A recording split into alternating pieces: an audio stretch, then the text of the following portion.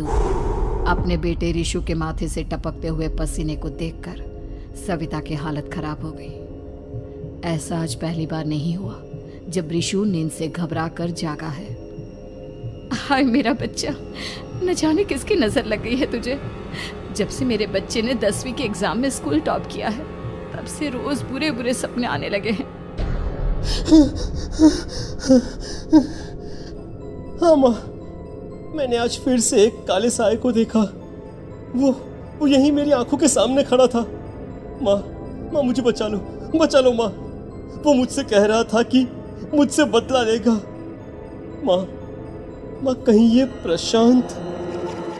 चुप कर, कैसी बात कर रहा है? दोबारा उसका नाम मत लेना। तुझे पता है ना, उस प्रशांत ने आत्महत्या कर ली, तो बार बार उसका नाम मत लिया कर। मम्मी, क्या सच में प्रशांत ने आत्महत्या की थी? चुप कर, बहुत सवाल पूछता है आजकल। और फिर रात के वक्त सविता के पूरे घर में एक अजीब सा काला धुआं छाने लगा। गहरी नींद में सोई सविता की जैसे ही आंख खुली उसका दम घुटने लगा। वो दौड़कर ऋषु के रूम की तरफ गई जहां उसके दरवाजे पर घूमती एक काली परछाई देख वो बुरी तरह से घबरा गई। कौन है वहाँ? कौन है? सामने आओ। ये मैं हूँ, तुम्हारी काली करतूत।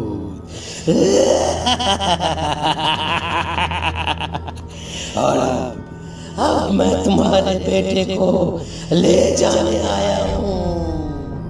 नहीं, मेरे बच्चे को छोड़ दो प्लीज। मेरे ऋषु को कुछ मत करना। वो परछाई ऋषु के कमरे में घुस जाती है। सविता भी उसके पीछे पीछे दौड़कर जाती है और देखती है कि अब वो साया साफ नजर आ रहा था। वो सर से पैर तक खून में सना हुआ था और उसके शरीर के सारे अंग कटे फटे हैं। क्या चाहिए तुम्हें? तुम जो बोलोगे मैं करूंगी, लेकिन मेरे ऋषु को छोड़ दो। उस परछाई ने ऋषु को गर्दन से पकड़कर दीवार के सहारे हवा में उछाल दिया। ऋषु जोर जोर से चिल्लाने लगा। माँ बचाओ मुझे, बचा लो माँ। ये मुझे मार डालेगा। माँ मुझे बचा लो माँ। नहीं ऐसा मत करो। मुझे मार दो लेकिन मेरे बच्चे को छोड़ दो। मैं तुम्हारे आगे हाथ जोड़ती हूँ। वो परछाई ऋषु को जमीन पर गिरा देती है और अचानक वहां से गायब हो जाती है। ऋषु, मेरा बच्चा, तू ठीक तो है ना? कुछ बोल बेटा, क्या हुआ है तुझे? मैं ठीक हूँ माँ। क्या हुआ था यहाँ पर? कुछ नहीं बेटा, कुछ नहीं। तू परेशान मत हो। हम कल ही गांव के बाहर जो तांत्रिक महाराज रहते हैं उनके पास चलेंगे। ठीक है माँ, हम जल्द ही उनके पास चलेंगे। मुझे बहुत डर लग रहा है माँ। ये बार बार मुझे डरावने सपने आना, ये सब हमारे साथ क्यों हो रहा है माँ? अगले दिन सविता अपने बेटे ऋषु को लेकर गांव के बाहर तांत्रिक के पास जाती है। जिस जगह पर तांत्रिक रहा करता था वो जगह बहुत डरावनी थी। चारों तरफ कंकाल और खूब भूतियां नजर आ रही थी। गांव से दूर वीराने में उस जगह पर जोर से आंधी चल रही थी। ऋषु ने डर कर अपनी माँ का हाथ पकड़ लिया। माँ मुझे बहुत डर लग रहा है। ये कैसी जगह है? देख बेटा, हमारे साथ जो कुछ भी हो रहा है उसका इलाज सिर्फ और सिर्फ ये तांत्रिक महाराज ही बता सकते हैं। अब यही है जो हमें प्रॉब्लम से बाहर निकाल सकते हैं। जैसे ही सविता और ऋषु तांत्रिक की झोपड़ी के अंदर पहुंचे, वहां का नजारा देखकर उनकी आंखें फटी की फटी रह गई। तांत्रिक की झोपड़ी के अंदर कई सारे लोग अपनी गर्दन घुमा घुमा कर जोर जोर से चीख रहे थे। कौन हो तुम और यहाँ क्यों आई हो? महाराज, मेरे बेटे को कुछ दिनों से एक डरावनी काली परछाई नजर आती है और कल रात उसने मेरे बेटे पर हमला भी कर दिया।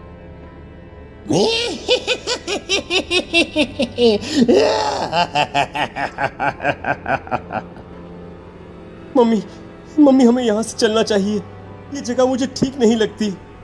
नहीं बेटा, ऐसा नहीं कहते। रुक जाओ, 2 मिनट के लिए रुक जाओ। क्या कहा? काली परछाई? तुम्हारे बेटे पर किसी काली परछाई ने हमला किया? हाँ महाराज, वो कह रही थी कि वो मेरे बेटे को कुछ कर देगी।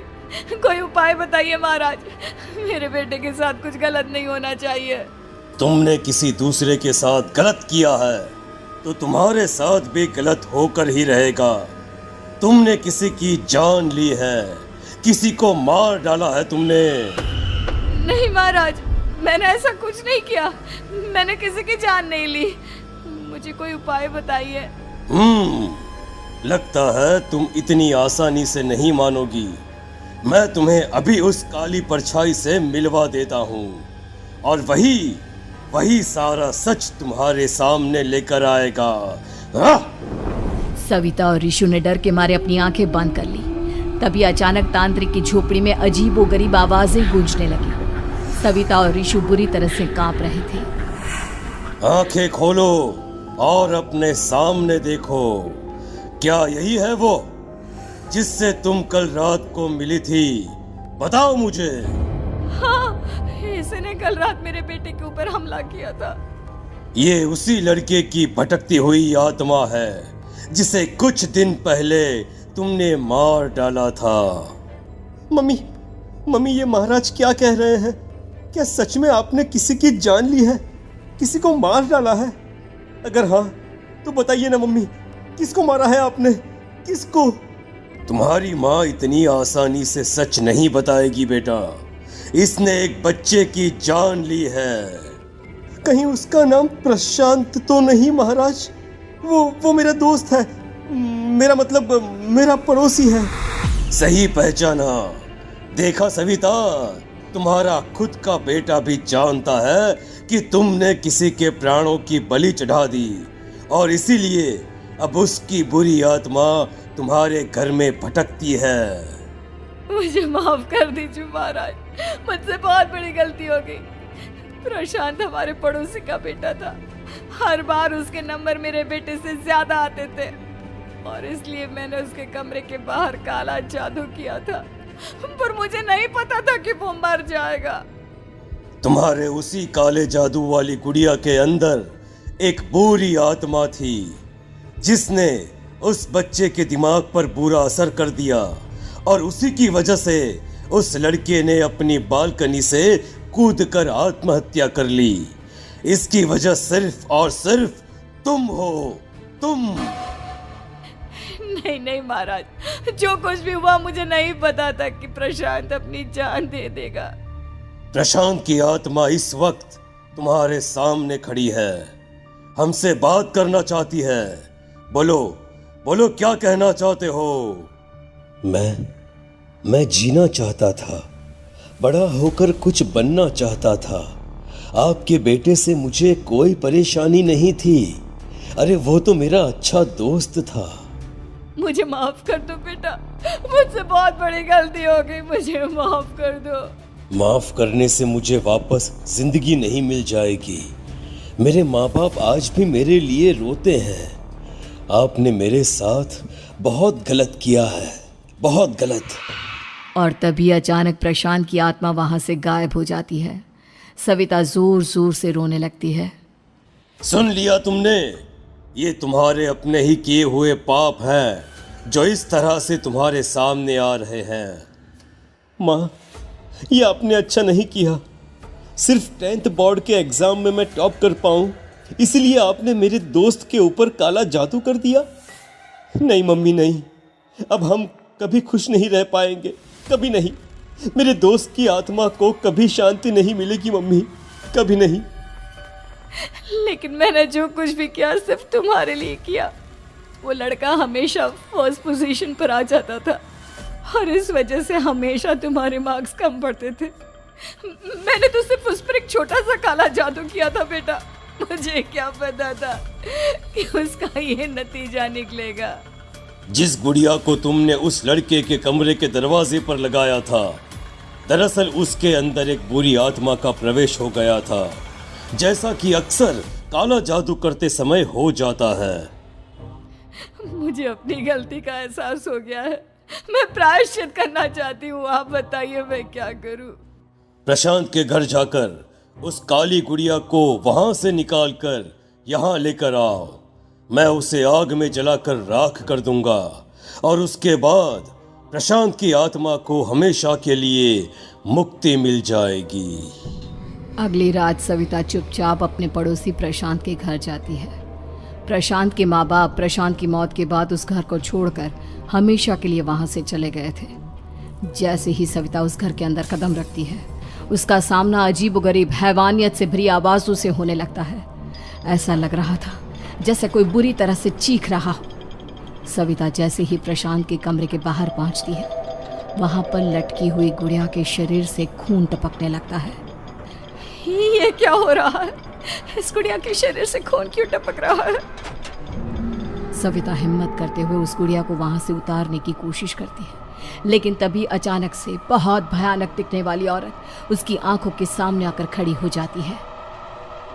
मैं यहाँ से कहीं नहीं जाऊंगी, और अगर तूने मुझे यहाँ से हटाने की कोशिश की तो मार डालूंगी मैं तुझे।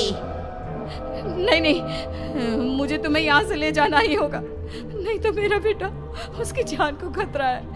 मैं तुम्हें नहीं छोड़ सकती। अगर तुम्हारे अंदर हिम्मत है तो मुझे इस घर से बाहर ले जाकर दिखाओ। और ऐसा कहकर वो औरत सविता के ऊपर हमला कर देती है और उसे हवा में उछाल उछाल कर जमीन पर पटकती है। लेकिन तभी अचानक मौका देखकर सविता अपने हाथ में ली हुई सुई उसके हाथ में चुभो देती है। हाथ में सुई लगते ही वो औरत जमीन पर तड़पने लगती है। ये क्या किया तूने? ये क्या कर दिया? तुझे ऐसा नहीं करना चाहिए था। तांत्रिक ने मुझे कहा था कि तुझसे जीतने का सिर्फ यही एक तरीका है जिससे मैं अपने पापों का प्रायश्चित कर सकती हूँ और अपने बेटे की जान बचा सकती हूँ। और उसके बाद वो डरावनी दिखने वाली औरत एक छोटी सी जादुई गुड़िया में तब्दील हो गई और सविता ने उसे ले जाकर तांत्रिक को दे दिया। तांत्रिक ने जादुई गुड़िया को आग के हवाले कर दिया।